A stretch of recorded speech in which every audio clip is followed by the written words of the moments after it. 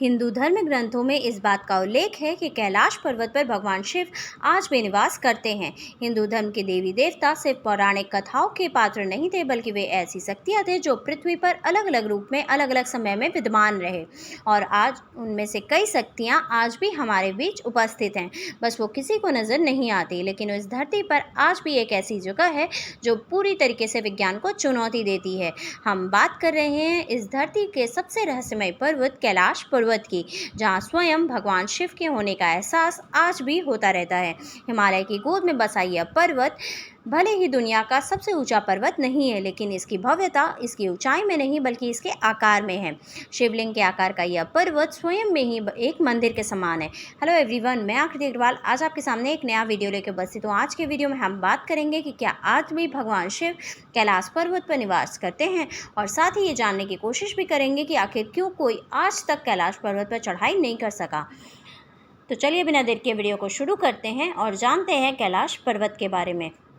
दुनिया की सबसे ऊंची पर्वत चोटी है माउंट एवरेस्ट। इस पर आज तक हजारों लोग चढ़ाई कर चुके हैं, लेकिन हैरान कर देने वाली बात यह है कि माउंट एवरेस्ट से 2000 मीटर कम ऊंचाई वाला कैलाश पर्वत पर आज तक कोई भी चढ़ाई नहीं कर सका। किसी भी पर्वत पर चढ़ाई करने में सबसे बड़ी दिक्कत ऑक्सीजन की कमी की आती है।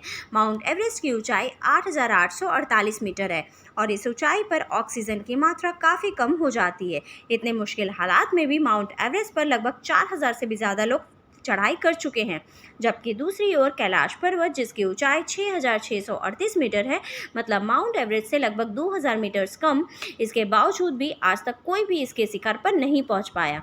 तो ऐसे में यही प्रश्न उठता है कि आखिर क्यों माउंट एवरेस्ट से बेहतर ऑक्सीजन लेवल होने के बावजूद भी लोग इस पर चढ़ाई नहीं कर पाते। इस पर चढ़ाई करने वाले पर्वतारोही के अनुसार कैलाश पर्वत पर चढ़ाई करते समय एक खास लेवल के बाद ऐसी घटनाएं घटने लगती हैं कि मानो ये पर्वत हमें वापस जाने की चेतावनी दे रहा हो। ठंड अचानक बढ़ जाती है, मौसम बदलने लगता है। ऐसे में जिसने भी इस चेतावनी को नहीं सुना वो वापस नहीं लौट पाता है। इस पर्वत की भव्यता इस बात में भी है कि आज तक कोई भी मनुष्य इस पर चढ़ाई नहीं कर सका, और जिसने भी इस पर्वत पर चढ़ाई करने की कोशिश की है उसे मृत्यु ही प्राप्त हुई है। जब बर्फ से ढके इस पर्वत पर सूर्य की किरण पड़ती है तब ये पर्वत सोने की तरह चमक उठता है। धरती की इस सतह पर हवाओं की तरंगों का कुछ इस तरीके से मिलन होता है कि यहाँ आए हुए भक्तों को ओम की अद्भुत ध्वनि सुनाई देती है। धरती के एक ओर उत्तरी ध्रुव तो दूसरी ओर दक्षिण ध्रुव स्थित है, और इन दोनों के बीचों बीच हिमालय है। हिमालय के केंद्र में बसा है कैलाश पर्वत, जो हजारों लाखों लोगों के लिए बहुत ही बड़ा पवित्र स्थान है।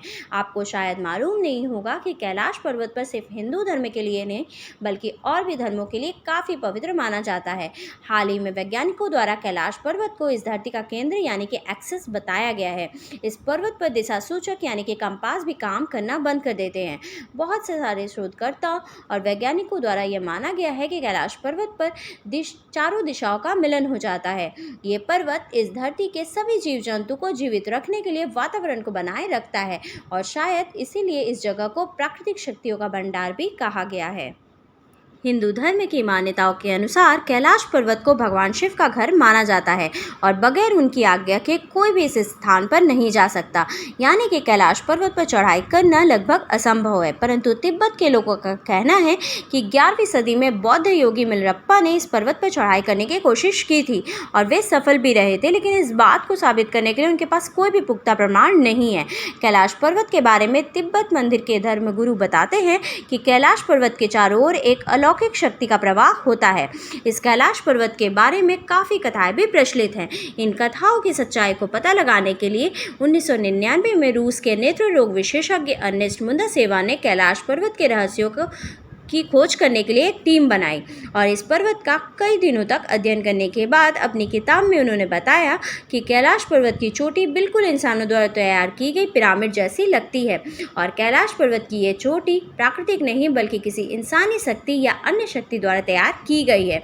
और इस जगह पर एक अजीब तरीके की रेडिएशन होने के कारण इसे परलौकिक गतिविधियों का केंद्र भी बताया गया है। उनके दावों में कितनी सच्चाई है ये तो आने वाला वक्त ही बताएगा, लेकिन डॉक्टर मुंदासेवा ने जिस आदमी ब्राह्मी या शक्ति द्वारा कैलाश पर्वत को बनाए जाने की बात कही है वो शायद भगवान शिव स्वयं ही हैं। और शायद इसलिए इस पर्वत का दौरा करने वाले लोगों ने दावा किया है कि वहाँ समय तेजी से गुजरने लगता है। नाखून और बालों की वृद्धि जो सामान्य परिस्थिति में लगभग 2 सप्ताह में होती है वो यहाँ केवल 24 घंटों में हो जाती है।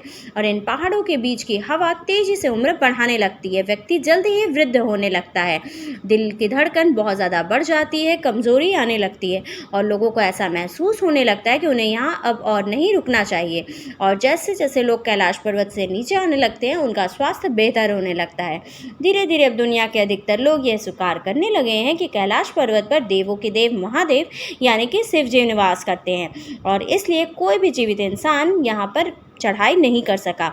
2001 में आखिरी बार स्पेनिश टीम के लोगों ने इस पर्वत पर चढ़ाई करने की कोशिश की थी, लेकिन वो भी अपनी ये खोज पूरी नहीं कर सके और उसके बाद वहाँ की गवर्नमेंट कैलाश पर्वत पर चढ़ाई करने की अनुमति किसी को भी नहीं देती।